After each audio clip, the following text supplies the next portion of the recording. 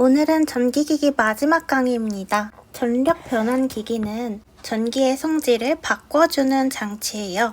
대표적으로는 교류를 직류로 바꾸거나 그 반대로 바꾸는 장치가 있죠. 우선 컨버터는 방금 말한 것처럼 교류를 직류로 변환하는 장치예요. 우리 집에 들어오는 전기는 대부분 교류인데 컴퓨터나 스마트폰처럼 직류를 사용하는 기기도 많기 때문에 꼭 필요한 장치고요. 정류기라고도 부릅니다. 인버터는 반대로 직류를 교류로 변환하는 장치, 컨버터의 반대 역할이라 역변환 장치라고도 합니다. 초퍼는 조금 생소하죠. 직류를 다른 형태의 직류로 바꿔주는 장치예요. 예를 들어서 전압을 낮추거나 높여주는 역할을 하는데 쉽게 말하면 이 DC 안에서의 조절기라고 생각하면 돼요. 예를 들어서 전기차 배터리 전압을 조정할 때 사용됩니다. 사이클로 컨버터는 교류를 또 다른 주파수의 교류로 바꿔주는 장치. 교류는 주파수가 있는데 이 주파수를 조절해주는 장치예요. 제철소나 시멘트 공장의 대형 모터 속도 제어 같은 곳에 쓰입니다. 이제 회전 변류기를 봅시다. 변류기는 전류를 바꿔주는 장치죠. 근데 회전이란 말이 들어가 있어요. 전기를 바꾸는데 회전을 이용한다는 뜻이죠. 구조를 잠깐 말하면 입력 측에 삼상 교류가 공급이 되면 이 교류 전원으로 동기전동기를 회전시킵니다. 동기전동기 축에는 직류 발전기가 연결되어 있는데 동기전동기가 돌아가면 이 직류 발전기도 함께 돌아가서 직류 전압을 출력하게 되는 원리예요. 공식이 나와 있는데 전압비를 보면 EA 이게 교류 전압이죠. 그리고 ED 이게 직류 전압, 그리고 여기 M은 상수예요. 상수는 기기 구조에 따라 달라지는 값이죠.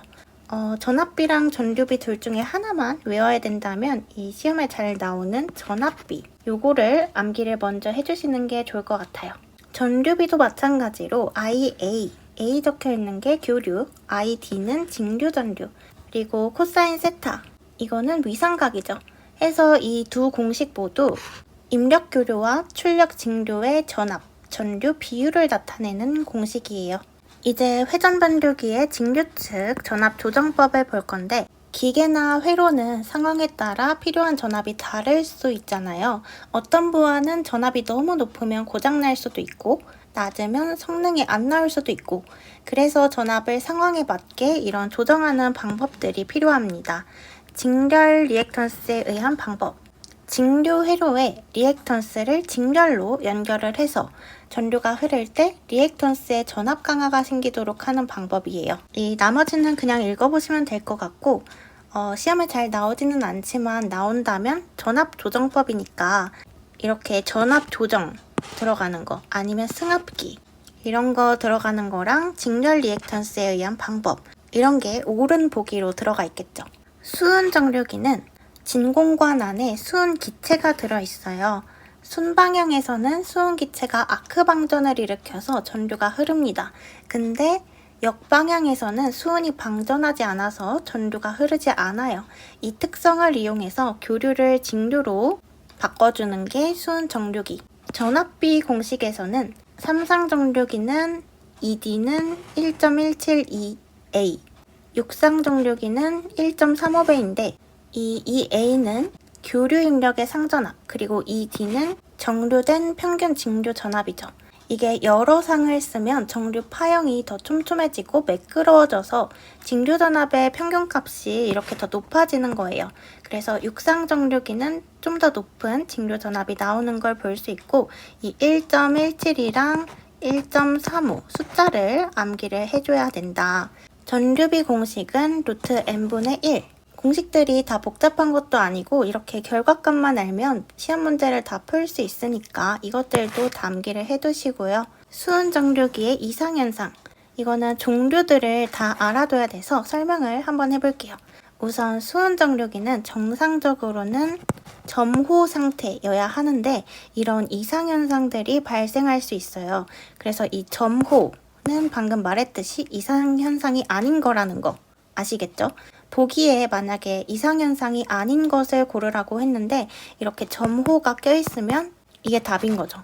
역호는 역이 들어가 있잖아요. 수온 정류기가 역방향으로 방전이 되어서 밸브 작용이 상실되는 현상입니다.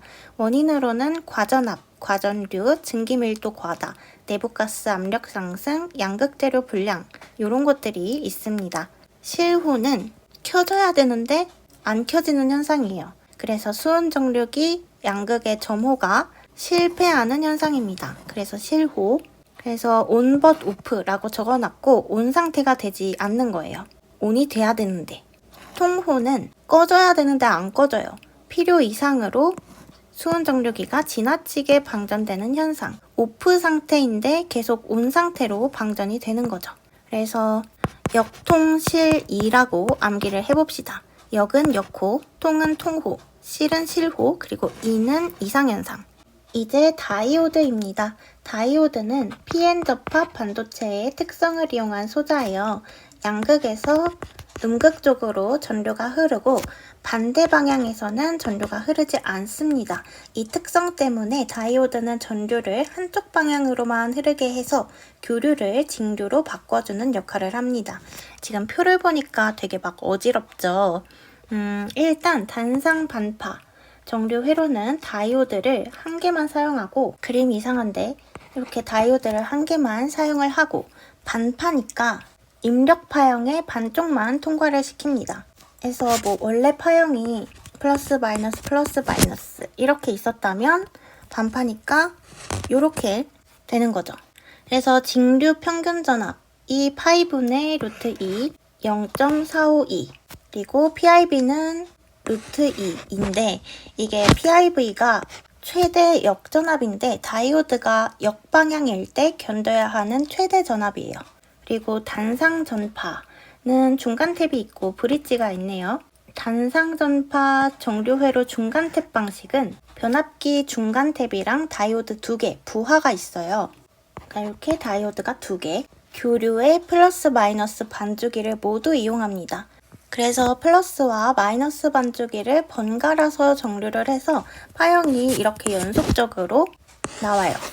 보니까 아까는 0.45였는데 0.9가 됐죠. 그리고 PIV도 2루트 2, 둘 다 2배씩 됐다. 이렇게 암기를 하면 편하겠죠. 근데 단상전파 이 브릿지 방식은 다이오드 4개를 사용한 브릿지 회로거든요. 그래서 중간 탭이 없어도 플러스 마이너스 반주기 모두 정류 가능해요. 그래서 일단 중간 탭이나 브릿지나 둘 다 전파니까 입력 교류의 전체 주기를 활용해서 동일한 직류 전압을 출력합니다. 둘 다 0.9. 근데 중간 탭 방식은 다이오드가 변압기 전체 전압을 견디는데 브릿지 회로는 두 다이오드가 직렬로 전압을 분담하기 때문에 PIV가 루트 2로 좀 낮죠. 그리고 삼상은 그냥 암기를 하시면 됩니다. 아까 1.17, 1.35 봤던 숫자들이죠. 2.34는 234 이렇게 순서대로니까 외우기가 쉽죠.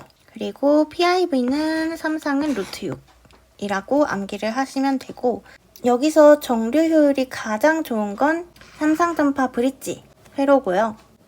여기 적혀있네요. 삼상전파 브릿지 회로가 가장 우수하다. 요거 기억을 해두셔야 하고, 오른쪽에도 표가 막 적혀져 있는데 이 맥동 주파수, 정류 효율, 맥동률 숫자들까지 다 암기를 하면 좋겠지만 그럴 필요까지는 없고, 맥동 주파수는 클수록 좋고 맥동률은 작을수록 좋아요. 그래서 맥동률은 4%일 때가 제일 좋고, 그래서 이 부분을 암기를 해두시면 된다.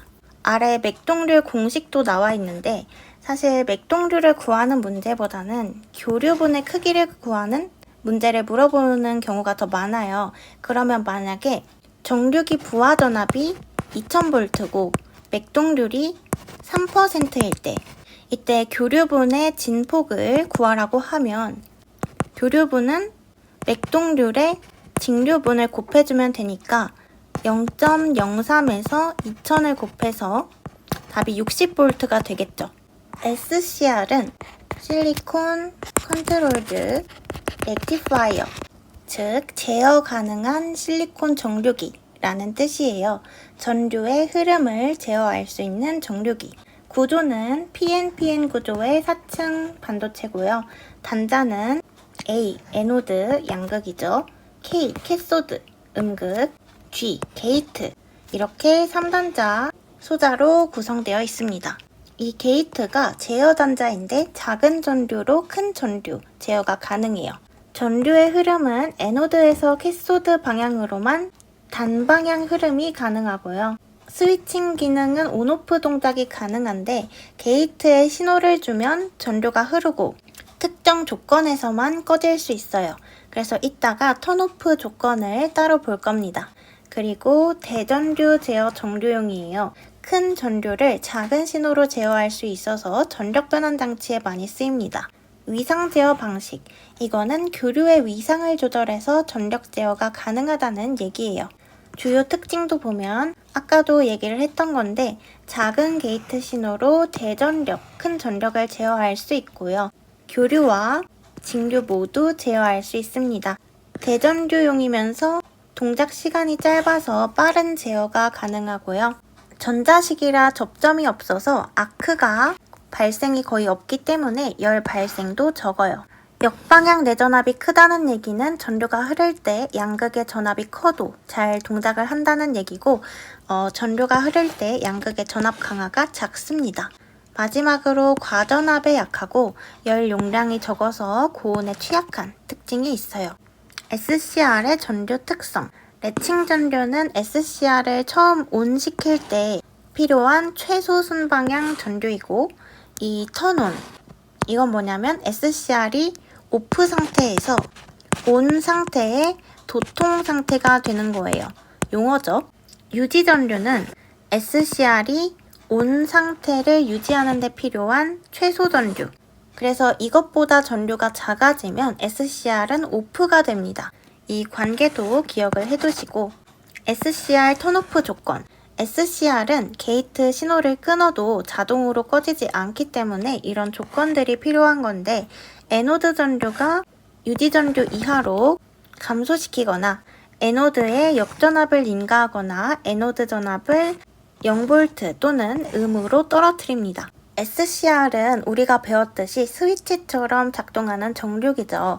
그래서 전기를 언제부터 흐르게 할지는 점호각 알파로 제어할 수 있어요. 점호각에 따라서 출력 전압이 달라지는 거죠. 아까 봤던 표에서 달라진 거라고는 좀 요런 거가 붙어 있는 거나 아니면 코사인 알파가 붙어 있는 것밖에 없으니까 몇 번 보면 금방 외워질 거예요. 사이리스터 종류를 볼 건데 뭔가 많아 보이지만 별거 없어요. 일단 SCR 계속 봤던 애잖아요. 이렇게 A, K, G 3단자 소자였고 A에서 K 방향으로만 전류가 흐르는 단방향 사이리스터였죠. 그러니까 지금 3단자 단방향 표에 SCR이 들어가 있겠죠. 그리고 GTO는 게이트 턴오프 사이리스터 해서 역저지 3단자 소자예요. SCR이 게이트 신호로 도통을 제어했다면 GTO는 게이트 신호로 온오프가 모두 가능합니다. LASCR, 이거는 L이 라이트거든요. 빛으로 게이트를 제어합니다. 그래서 SCR, GTO, LASCR 이렇게가 단방향성 3단자 사이리스터다. 그리고 4단자에는 SCS가 있는데 시험에 4단자 나오면 거의 그냥 SCS 고르면 답일 확률이 높고요. SCS는 기능은 뛰어나긴 한데 구조가 복잡해서 많이 사용되진 않아요. 양방향도 한번 봅시다. 양방향 2단자에는 SSS, DIAC 같은 말이고 게이트 없이 전압이 일정 이상이 되면 자동으로 도통되는 전압형 스위치 느낌이에요. 마지막으로 트라이액은 3단자 양방향성이니까 A랑 K랑 이렇게 양방향 모두 전류 흐름이 가능하겠죠. 게이트로 전류 제어가 가능하고 사실상 쌍방향성 SCR이라고 보면 돼요.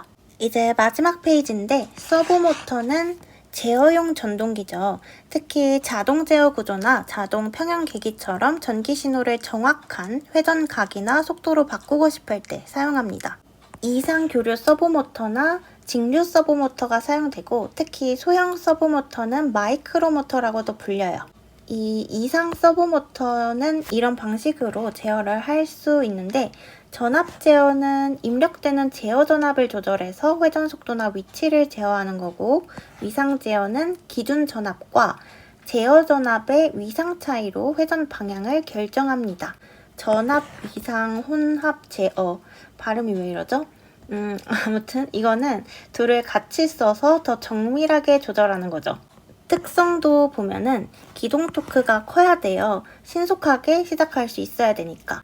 그리고 가속, 감속, 정회전, 역회전. 이 모두 가능해야 제어 대상의 위치나 방향을 자유롭게 조정할 수가 있겠죠. 관성 모멘트가 작다는 얘기는 회전자가 가볍고 민첩하다는 얘기고 토크 속도 곡선이 수화 특성을 가진대요. 속도가 느릴수록 토크는 커져야 조절이 쉽겠죠. 다음 스태핑 모터는 입력 펄스 수에 따라서 일정한 각도로 딱딱 끊어서 회전하는 전동기예요. 그래서 펄스 모터 또는 스텝 모터라고도 부르고 입력 펄스 수랑 모터 회전 각도가 완전히 비례하기 때문에 회전 각도를 정확하게 제어할 수 있어요. 특징은 디지털 신호로 직접 제어할 수 있어서 컴퓨터나 마이크로 컨트롤러 이런 거랑 직접 연결을 해서 사용하기가 쉽고요. 위치 제어를 할 때 각도 오차가 적고 누적되지 않아요. 회전각과 속도는 펄스 수에 비례하니까 정밀한 제어가 가능하고 피드백 루프 없이도 속도, 위치 제어가 쉬운 거예요. 스태핑 모터 여자 방식도 나와 있는데 이 여자는 전류를 코일에 흘러서 자속을 만드는 행위죠. 이 일상 여자 방식은 한 번에 한 개의 상에만 전류가 흐르는 거. 그러면 이상은 한 번에 두 개 상에 동시에 전류가 흐르는 거고 1 이상 이 혼합 방식은 한 상이랑 두 상 이렇게 교대로 반복하면서 여자시키는 거예요. 마지막으로 리니어 모터인데 일반 모터는 어떻게 동작하죠? 회전 운동을 일으키죠. 근데 어떤 장비는 직선으로 움직이게 하고 싶을 수도 있잖아요. 그럴 때 사용하는 게 바로 리니어 모터예요. 회전 운동을 직선 운동으로 바꿔주는 모터입니다. 장점이 회전 운동을 직선 운동으로 바꿔주는 부품이 필요가 없어요. 그래서 일반 모터를 사용할 때는 기어, 벨트, 스크류 이런 것들이 필요하지만 리니어 모터는 바로 직선 운동을 만들어냅니다. 원심력에 의한 가속 제한이 없어서 쉽게 고속을 얻을 수 있고요. 전동기 구조가 간단해요. 근데 회전형에 비해서 부하 관성의 영향이 크고 회전형보다 공극이 커서 역률, 효율이 떨어지는 특성이 있습니다. 그리고 전원의 상순서를 바꿔서 이동 방향을 변경할 수 있어요. 전기기기 강의 끝! 다음에는 무슨 과목을 할지 고민이 되네요. 수고하셨습니다.